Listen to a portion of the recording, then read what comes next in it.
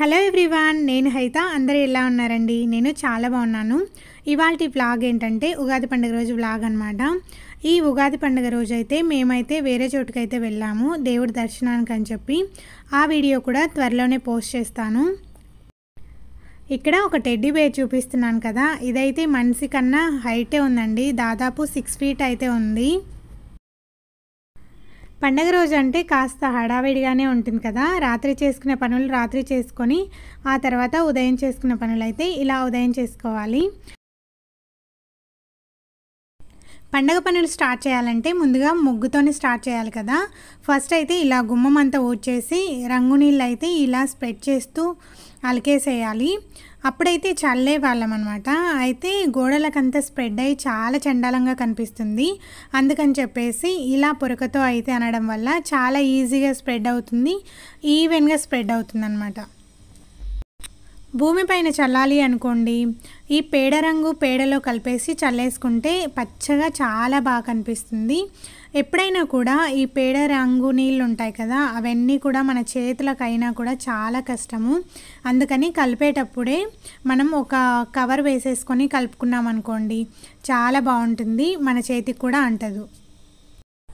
ఇలా నీళ్ళనంతా కూడా స్ప్రెడ్ చేసుకోవాలి. తర్వాత ఏంటంటే ఆరిన తర్వాతనే ముగ్గేసుకోవాలి. ఎప్పుడైనా కూడా మనం ఆరకముందే ముగ్గేసామనుకోండి, ఈ పేడ రంగు ఆ ముగ్గు పీల్చేసుకొని అంత అట్రాక్షన్గా కనిపించదు. ఎప్పుడైనా కూడా అంత ఆరిన తర్వాతనే ముగ్గేస్తే ఇలా తెల్లగా బాగా కనిపిస్తుంది. ఇలా ఆరిపోయింది కదా, మా వదిన అయితే ముగ్గేస్తుంది చూడండి, చాలా బాగుంటుంది ముగ్గు అయితే. ఉగాది పండుగ రోజు కదా, మేమైతే సంగమేశ్వరం వెళ్ళాలి అనుకున్నాము. అందుకని చెప్పేసి మాకు దగ్గరనే ఉంటుంది, అందుకని కాస్త లేట్గానే వెళ్దాం అనుకున్నాం.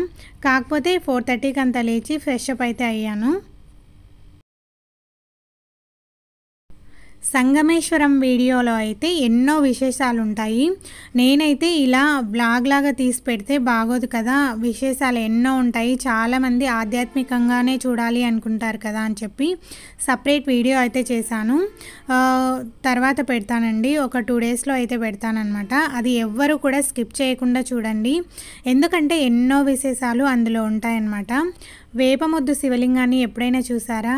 కానీ ఆ శివలింగమే సంగమేశ్వరంలో ఉంటుందన్నమాట. అలా ఉండడం ఒక విశేషం. అంటే ఒక 8 నెలల పాటు నీళ్ళలోనే ఉండడం, అది కూడా చెక్కు చెదరకుండా ఉండడం మరో విశేషం అండి. ఆ వీడియో విశేషాలన్నీ కూడా నేను ఆ వ్లాగ్లోనే షేర్ చేస్తాను. మేము సంగమేశ్వరంతో పాటు కొలన్భారతి కూడా వెళ్ళామన్నమాట. అక్కడ అయితే అమ్మవారు కొలన్భారతి దేవి, సరస్వతి దేవి అనమాట.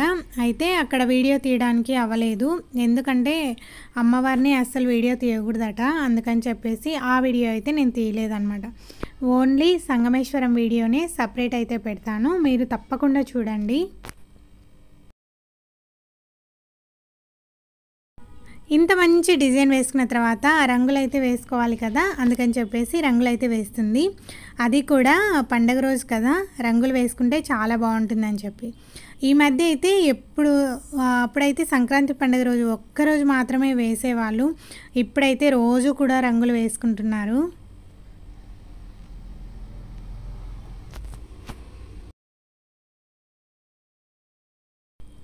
ఎవరి సపోర్ట్ లేకుండా ఉంటారు కదా, పండగ మనమే చేసుకోవాలి అన్న వాళ్ళైతే నైటే వేసి పడుకుంటారనమాట. అందులో నేను కూడా ఉన్నానులేండి. సంగమేశ్వరంలో దర్శనం అయితే చాలా బాగా అయింది. నేను ఎప్పుడు కూడా అలాగ దర్శనం అయితే చేసుకోలేదు.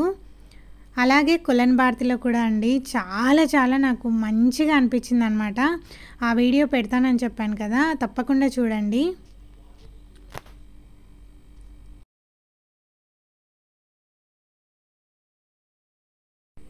ఇలా ముగ్గు వేసుకొని రంగులు వేసుకుంటే పండగ అంతా ముగ్గులోనే ఉంది అనిపిస్తుంది కదా, అంత బాగుంది కదా.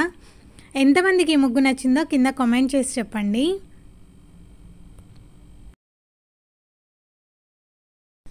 అన్ని పండుగల కన్నా ఈ పండుగ అంటే నాకు చాలా ఇష్టం, ఎందుకంటే ఉయ్యాల కట్టించుకొని ఊవచ్చు కదా అని చెప్పి. డ్రెస్ అంతా వేసుకున్న తర్వాత ఉయ్యాల కట్టు అని చెప్పి తెగల్లరి చేసేదాన్ని. నాకు బాగా గుర్తనమాట. పంచాంగం చెప్పిన తర్వాత నా పేరు మీద బాగుంటే మా నాన్న అయితే పొలంకి అయితే తీసుకువెళ్ళి కొంచెం అయితే నాతో పని చేయించేవాడనమాట. పంచాంగం ఎందుకు చెప్పించుకుంటారంటే మనం ఈ సంవత్సరం ఏదైనా స్టార్ట్ చేయాలి అనుకుంటే ఆ పేరు మీద స్టార్ట్ చేయొచ్చని. మంచిగా ఉంది, ఆదాయం బాగుంది, వ్యయం తక్కువగా ఉంది అంటే ఆ పేరు మీదనే స్టార్ట్ చేస్తారు. ఇలా స్టార్ట్ చేయడం కూడా చాలా మంచిదే కదండి. కొందరు నమ్ముతారు, కొందరు నమ్మరనమాట. కానీ మా ఊర్లో అయితే ఎప్పుడు కూడా పంచాంగం అయితే చెప్తారు. ఈసారి అయితే మాకు అదృష్టం అయితే కొలన్ భారతిలో దక్కిందనమాట. పంచాంగం కూడా కొలన్ భారతిలోనే మేము చెప్పించుకొని వచ్చాము. ఉదయం పల్లెటూర్లలో చూస్తే లొకేషన్ అయితే చాలా బాగుంటుందండి. మైండ్ కూడా ప్రశాంతంగా ఉంటుంది. ఎప్పుడైనా పల్లెటూరుకి వెళ్ళినప్పుడైతే నేను మార్నింగే లేస్తాను. ఎందుకంటే ఇలాంటిది మిస్ అవుతానని చెప్పి మార్నింగే అయితే లేస్తాను చూడటానికైతే. ఈసారి అయితే చాలా తక్కువ వర్షం పడింది కాబట్టి ఎండలు కూడా అలానే ఉన్నాయి. మనం తొందరగా లేకపోయినా కూడా సూర్యుడు వచ్చేసి మన చెంప మీద ఒకటి ఇచ్చి లేపుతున్నాడు అనమాట. అందుకని కూడా తొందరగా లేయాల్సి వస్తుంది. ఇక్కడ చూపిస్తున్నాను కదా ఈ రెండు చెట్లు ఎందుకంటున్నానంటే ఇందులో తమలపాకు చెట్టు కూడా మిక్స్ అయ్యింది. అయితే ఈ ఎండలకి అస్సలు ఒక్క తమలపాకు కూడా లేదండి ఈ చెట్టుకైతే. చూడండి ఎక్కడ కూడా లేదు, ఉన్నా కూడా పండైపోయాయి. ఇప్పుడైతే సంగమేశ్వరానికి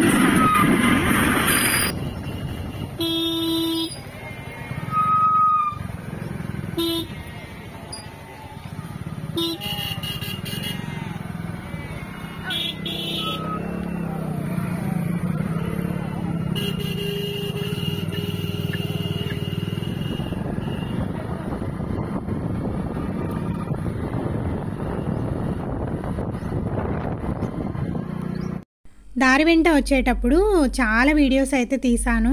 మిమ్మల్ని కూడా నాతో పాటు తీసుకువెళ్ళేంత తీసానన్నమాట. అది వీడియోలో పెడతాను. ఎవ్వరూ కూడా స్కిప్ చేయకండి.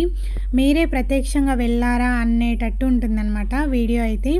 నేను ఇప్పుడైతే సంగమేశ్వరానికి రీచ్ అయిపోయాము. లోపలికైతే వెళ్తున్నాను.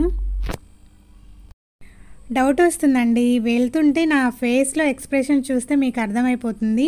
ఎవరైనా వచ్చి అడ్డుకుంటారేమో వీడియో తీస్తుంటే అని భయం వేస్తుంది అనమాట.